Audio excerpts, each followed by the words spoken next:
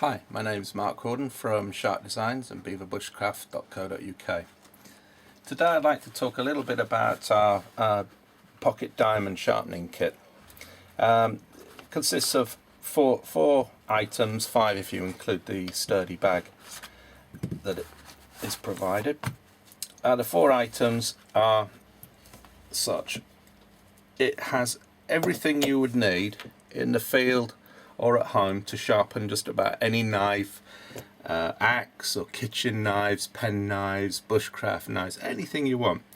And this is all you would need to maintain them in razor sharp condition.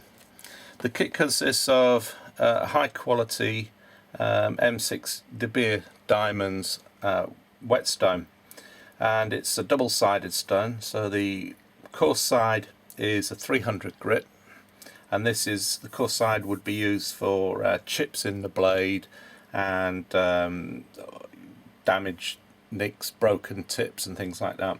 Fast metal removal. The 600 grit side will be used for the general sharpening, and it will achieve what I would term as a chef sharp knife. Okay, to take it from a chef sharp knife to razor sharp, what we'll use is a pocket field strop, and this is basically a wooden platen with a very special piece of leather on it. Okay, and incorporated in the leather is some honing paste. Now the honing paste itself is about an 8000 grit, so it will actually highly polish the cutting edge. The last item in the kit is a lapping fluid, and the lapping fluid is generally used because it is a lot lighter than oil, and it evaporates over about a 35 to 40 minute period, leaving the stone nice and dry. Obviously, if you're using an oil on this, it would leave a sticky surface that would attract dust and dirt and clog the diamonds up. So the lapping fluid is there to lift the swarf out of the diamond and allow it to cut at a 100% efficient rate. It also helps it prevent it from rusting. Now these stones are particularly good. I mean, you can go to the shops and buy some cheaper stones, and they won't last very long because the stones themselves are actually the diamonds are more or less stuck onto the stone, much like sandpaper. These diamonds have been electrostatically plated into the diamond, so it's a bit like an iceberg. You've got about a third of the diamond above the nickel plate and 2/3 of it buried in the nickel plate. Now the guaranteed for 5 years on a professional level. That means if you use it every day for 5 years and the diamonds wear out, they'll replace it free of charge. The only thing that they will not guarantee is if that it rusts. Okay, because nickel is very slightly porous to water, and the water, if you use it with water and it gets below and soaks through the layer of nickel and gets to the iron plate or the steel plate underneath, and it could blow the diamonds off, and they will not guarantee that, which is the reason why we use the lapping fluid. Okay, so what I'd like to do now is show you a demonstration using a variety of small pen knives and show you how best to sharpen using this very efficient little kit.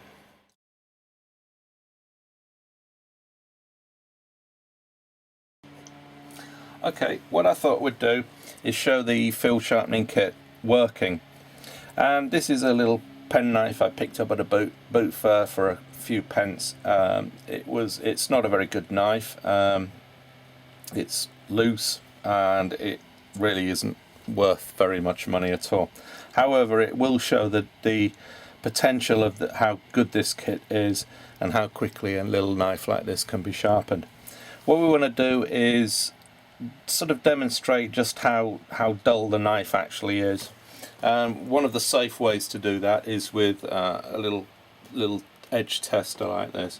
This is basically a piece of horn, and you're holding the horn at about a 45-degree angle, and just under the weight of the blade we're resting the blade on, and if it slips down the horn like it's doing, then there is no edge for it to actually bite into the horn and it be a good good sharp edge. So we can see that's really quite dull.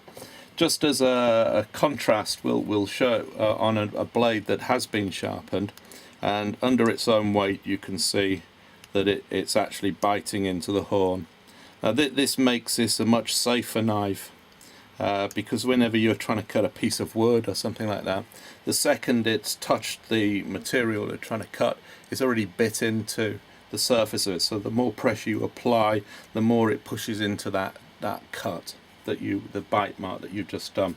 Whereas we'll go back to this cheap little thing, and as you can see, under its own weight it's just slipping down. So the next thing that we want to be looking at is to check to see if there are any little nicks and chips within the blade itself. And the little edge tester has got a little angle, and this angle can be just placed on the blade like so.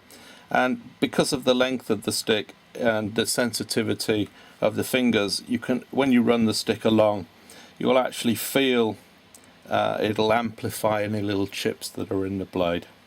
And whilst I feel that this is fairly smooth, I know it is not sharp. The next test that we can do is the classic paper test, and as we can see, it won't even attempt to cut it. So it really is very dull blade, and quite a dangerous blade at that point. So what we'll do is we will take it first to what I'll call chef sharp, and then I'll take it to razor sharp. Okay, so what we do is we take our little stone, and we're going to use the 300 grit side, which is quite coarse, and it will take the metal away very quickly.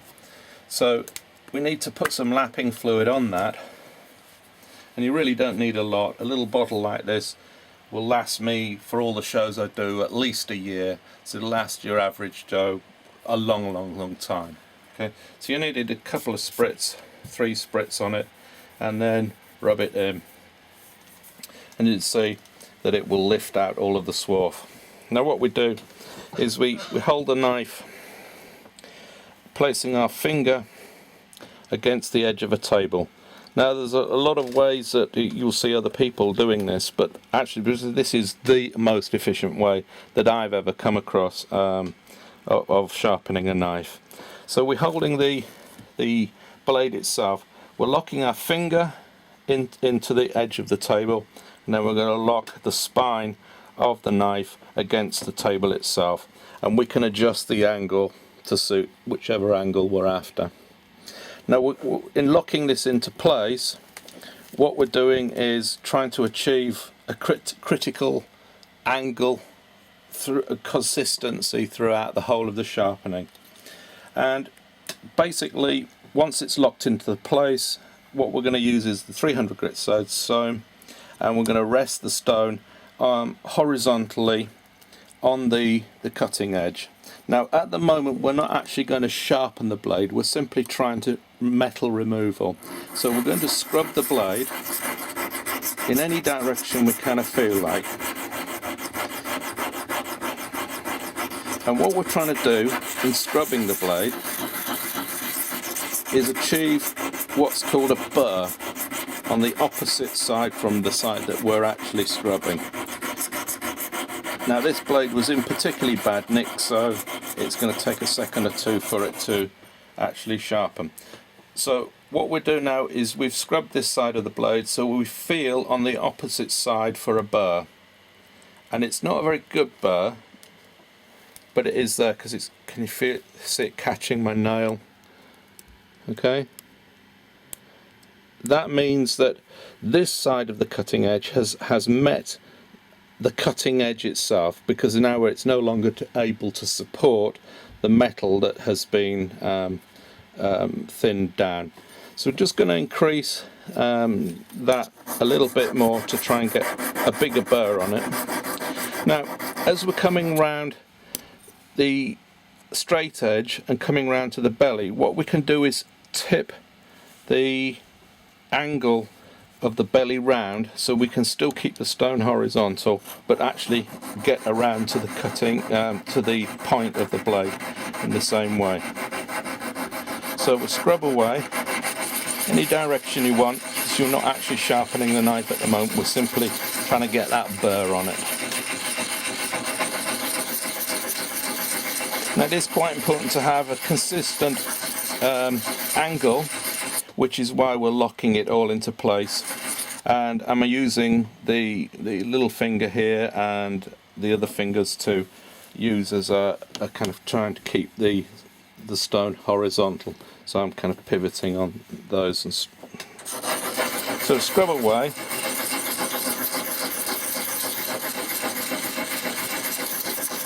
And then we'll test for a burr, and we can see that there is a burr on the whole of that.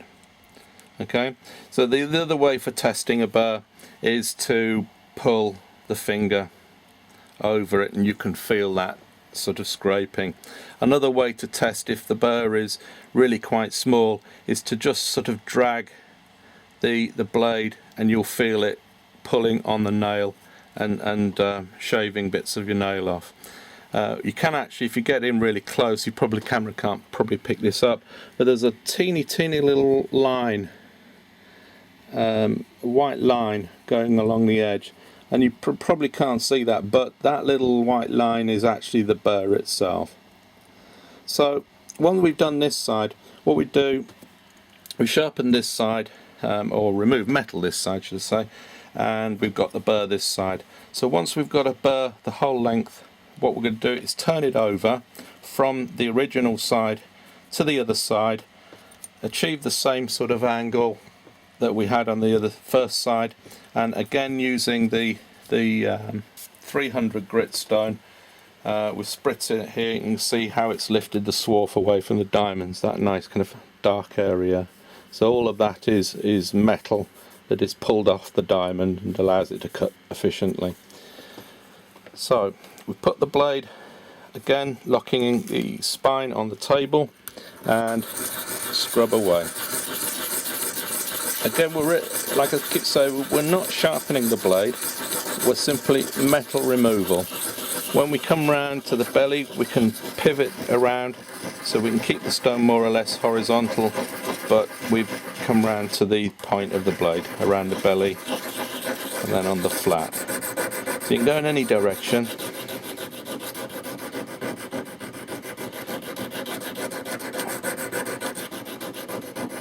This stage of the game is actually quite important to maintain a good consistent angle, because the blade is a lot softer than the diamonds and therefore the blade is giving to the stone. Okay, in the next section that we will deal with, it is the strop gives to the blade. Okay, so when we look at this side, we can see it's got a full burr on it. It's catching my nail. So we know that this side has now also met the cutting edge. Okay, so both sides we know have met the cutting edge, and that means that we're going to get a good sharp edge. So from here, what we do is we go from the 300 grit side and we come down to the 600 grit side, and what we're doing is sort of doing the same process, but we're going to refine that burr and make it a lot less coarse. So go back to the original side, which we now established has got a burr on it, and then get the same angle that you had originally, and using the 600 grit side, fairly gently scrub the blade. Okay, we come around the belly so we can pivot round. Now it's a lot faster with this, and you'll hear it kind of changing from quite a coarse to quite a smooth sound. Now we've done this side, so the burr will now be on this side, but it'll be barely recognisable. It will be there, but big podgy fingers like this, I can't feel it particularly, but I know it's there. So come back to from the original side to the second side and repeat the same process. Now we're still not sharpening the blade, we're just refining that burr. Okay, so I now know that the burr will be on this side. I know it'll be there because it can drag and it will scrape away nail so I know there's a burr on that side. So now we can think about sharpening the blade itself. And for this we're using the 600 grit side again, and go back to the original side, and basically all we do is very, very gently we're going to cut the stone in to the knife cutting edge at the same angle that it was done before. And you only need about 3 or 4 strokes, or 5, and then turn it over and cut into the cutting edge, really under really light pressure. And you can see as I'm coming round, I'm tipping the blade so I can get round the belly of it, still maintaining the stone in more or less a horizontal position. Okay, so once we've done that 3 or 4 times, go back to the original, and just under the weight of the stone itself, do it one side and then the other side. Really very, very gently here. All we're trying to do is refine and remove that little burr. So at this stage of the game, we know that this knife would be what's called chef sharp. It will cut anything in the kitchen that you would possibly want to use in the kitchen.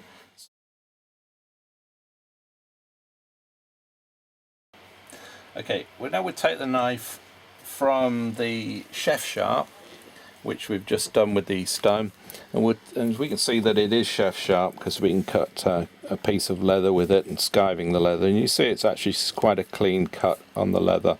And basically if it'll cut leather, it's going to cut anything in the kitchen. So we'll take it from chef sharp, we'll take it to the next level to razor sharp, and for that we come down to the honing strop. Now the honing strop will only need charging with the paste about once every 5 or 6 sharpenings. You'll begin to feel when it needs to you need to reapply the paste, because it slightly becomes a little bit waxy, and you can feel that it's not cutting properly. And basically you need very little of it. A tube like this will last me 18 months or so, so it should last most people, you know, probably a decade. This is probably far too much paste that I've put on. You see how little it actually does need. In fact, that's excess by a long way. So you really don't need very much paste at all. You give it a couple of seconds to dry, and then what we're going to do is strop the knife. Now, if you remember earlier, I was telling you that when we're sharpening with the stone, the blade is softer than the stone, so the blade gives to the stone, and because the blade gives to the stone, it's actually angle critical. It's very important that we get a good angle and maintain that angle on it, on the blade itself. However, with the strop, because the strop is leather, it's the opposite is true. The actual strop gives to the blade, so it's very much like very soft skin, and the blade is going to give. And so long as the blade itself, the cutting edge, is in contact with the strop, it doesn't sort of matter which sort of angle you're playing at. So angle isn't terribly critical. So what we're going to do is it's nice and dried, and what we want to see on the strop is it go nice and shiny as it polishes the cutting edge. So always drag the blade across the strop rather than push in, or you'll cut the leather. So what we're going to do is just move the blade over the strop, and what we're looking for on the strop is it to become sort of nice and smooth, so there's no kind of raised bits where the blade has got a little microchips in it that lifts the nap of the leather. So as we move it along, we can see the strop is nice and smooth in that part of the blade, so we move down to the next little bit, and we keep moving down the blade until the whole of the blade is nice and polished on one side. Okay, and then we turn it over and we'll go and do the opposite side. Again, what we're looking for is this kind of a ploughed field look. And if you can see very carefully here that the little micro burr on the blade at this point has lifted the nap of the leather, and it looks like a ploughed field. You're looking down from about 1,000 foot up, sort of thing, and all these little parallel lines in the leather itself. It's quite difficult to see, but all those little parallel lines are little microchips that are in the blade. So all we're going to do is polish those out, and we keep rubbing it in the same area, and you can see there's a better example as we've done the point that you've got quite a deep groove there, and then the point is scratched a little bit there. So these need to be polished out, and it's very fast usually to polish them out. If you can't polish it out within about 10 or 12 strokes along the strop, then you might need to go back to the 600 grit side and just tickle that burr a little bit just to help remove it. Or I mean, you can do it with the strop, but it gets a little bit kind of more laborious, and it's a little bit harder on the leather. So once both sides have been polished and leave the strop nice and smooth, then what we're going to do is say that knife's pretty razor sharp, and a knife in this condition can be sort of kept in this condition for extended periods of time. When I'm doing all my leather work, as an example, I might sharpen the blade with the stone once a month, but I'll be hone stropping it about every 5 minutes of use. So this is the technique I would use for hone stropping it when I just feel the blades just beginning to lose that razor edginess. Simple as it is, 6 strokes that way, and then 6 strokes the opposite way, and then 6 alternates.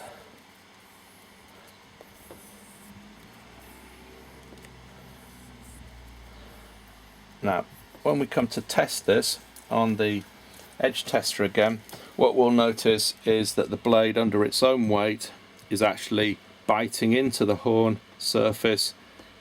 I'm not doing anything. If it wanted to slip down because it was dull, it would slip down, but we know that that knife is actually nice and sharp. With the point, we know it's also polished, so if we're using the point of the edge tester, we can run it along and we'll feel that it feels so smooth that it's like glass. Okay, so we know that that blade is very sharp. The way to test, the other way to sort of test it is to see if it's shaving sharp, is usually to shave hairs off the back of your hand. I kind of do this at so many shows, I've lost the hairs on the backs of my hands. I have to let them grow again, but generally speaking, as you can see, it's shaving them off. And personally, I don't think it would be shaving them off as well as I would like, so I would tend to strop it a little bit more, but you can see it actually is razor sharp. So I just do this again because I feel it could be a little bit sharper. 6 strokes the opposite way, and then 6 alternates. And it really is this fast when you're just re-stropping it up. So the other test I do is use a bit of reindeer hide that saves my arms, and then we can see that it's shaving the hairs off that quite nicely. So we know that that's razor sharp. Obviously you wouldn't want me to do this for you, or I'd take big chunks out of your face. But you can see that's razor sharp. So that's how I would sharpen a little pen knife like this. And like I say, this was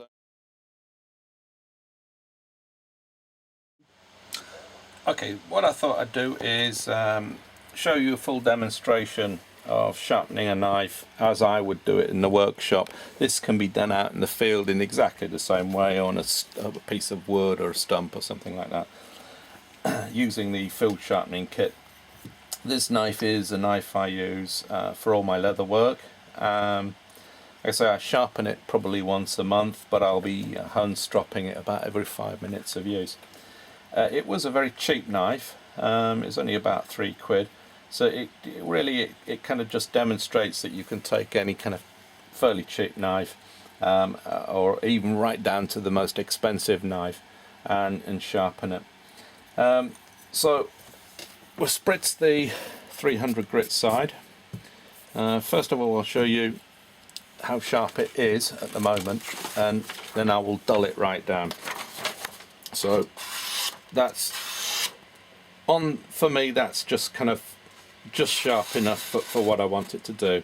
It's actually lifting the hairs of the paper up, so it's not cutting the paper as well as I was hoping. So it's actually, I'm going to dull it right down so it doesn't even do that, and then sharpen it up properly for you. So to dull it down, I'll cut the beer can in half. Okay, and normally you wouldn't do this with a knife, but hopefully that will demonstrate that you know, the blade is well and truly knackered. Alright, so let's try that again, and as you can see, it's now slicing sharp, but it certainly isn't as sharp as it was. Okay, so it's pretty, see, the cutting edge is pretty knackered. So this is a technique I will actually use for sharpening the knife when I'm in the workshop or in the field. Again, locking the blade in, 45, locking the blade in, putting the blade to the angle that I want it to, and then scrubbing the blade. Now this is the kind of speed that I would be going at.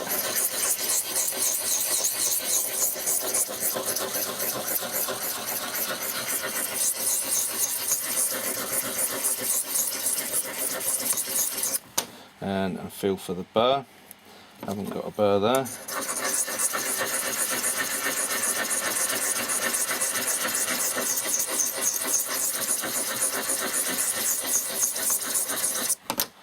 Feeling for a burr, and there is a burr there. Turn it over, do the same on the other side.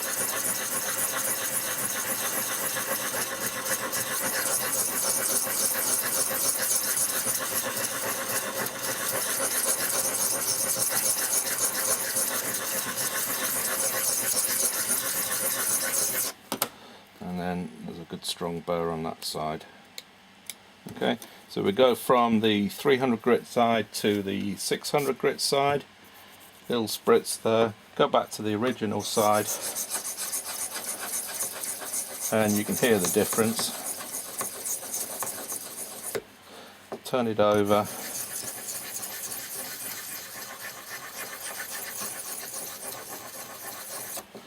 Okay, and then at this stage I'll start sharpening the knife.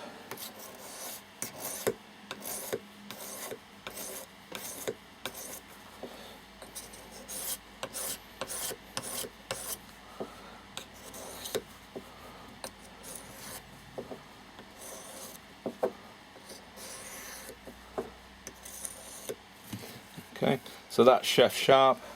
I'll jump straight onto the strop. Here's all the parallel lines, so I'll just polish those out, and once that part of the blade has been polished, I'll move to the next part, polish that area out, keep moving down the blade. As soon as an area has become polished, I move to the next area.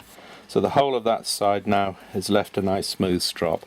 Go to the opposite side, polish, keep moving down the blade. Each time it's polished,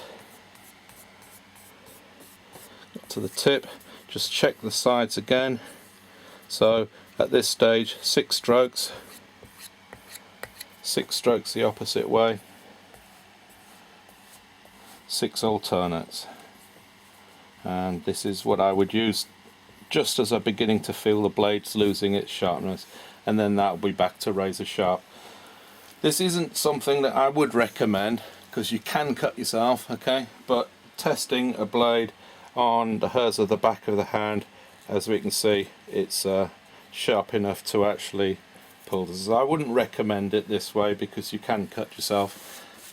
So doing the paper test, as you remember, we couldn't cut the paper, and this one we could see has now come back to razor sharp. So I'll sharpen the blade like I showed you once a month. just as I'm beginning to feel that the blade is losing its sharpness, simple 6 strokes, 6 the other way, and then 6 alternates, and then this will be razor sharp again.